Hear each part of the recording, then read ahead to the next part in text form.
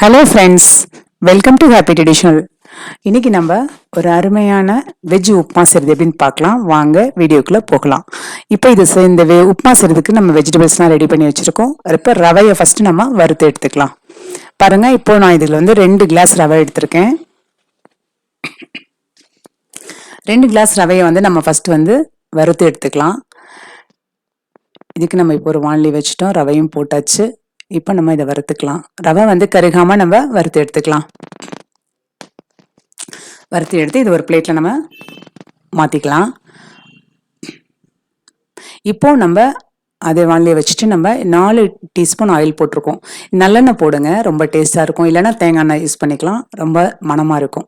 இப்போ நம்ம 1 டீஸ்பூன் கடுகு போட்டிருக்கோம், 1 டீஸ்பூன் உளுந்தம்பருப்பு, 1 டீஸ்பூன் கடலைப்பருப்பு போட்டு நம்ம இது நல்லா புரிஞ்ச உடனே நம்ம வெங்காயம் கட் பண்ணி, ஒரு பெரிய வெங்காயம் கட் பண்ணி வச்சுருக்கோம், ஒரு பெரிய வெங்காயம் சேர்த்துக்கலாம், ஒரு பச்சை மிளகாய் சேர்த்துக்கலாம், ஒரு 1/2 இஞ்சி பொடிசாக கட் பண்ணிவிட்டு இதெல்லாம் நம்ம இதில் சேர்த்துருக்கோம்.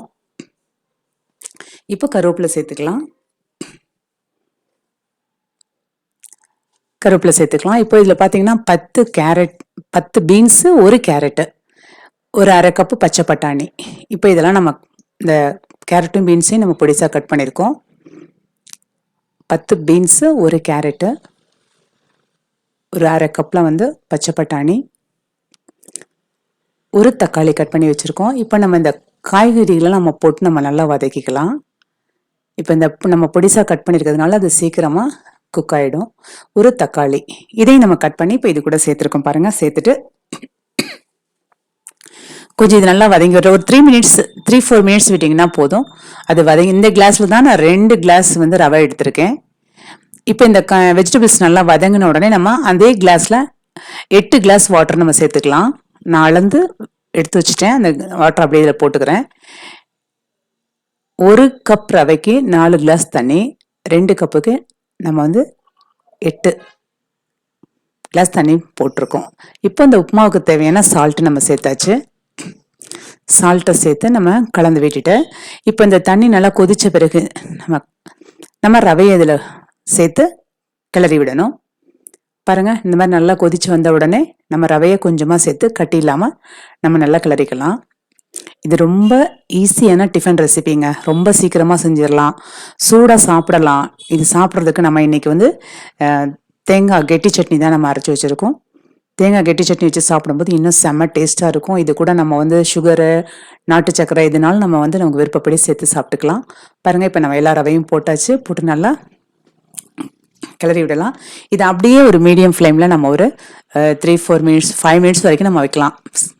அப்படியே சிம்மில் வச்சா போதும். நம்மளுக்கு சிம்மில் வச்சுட்டு ஒரு 5 மினிட்ஸ் விட்டிங்கன்னா நல்லா குக் ஆகிடும் ரவை. பாருங்கள், பார்க்கும்போதே ரொம்ப அருமையாக இருக்கும். இப்போ இது கூட நம்ம வறுத்த முந்திரி, நிலக்கடலை, இந்த வேர்க்கடலையும் முந்திரி நம்ம வேணும்னா நம்ம தேவைப்பட்டால் சேர்த்துக்கலாம். இப்போ நாங்கள் இதில் சேர்க்க போகிறோம். சேர்த்து இது நல்லா கலந்து விடலாம். பாருங்கள்,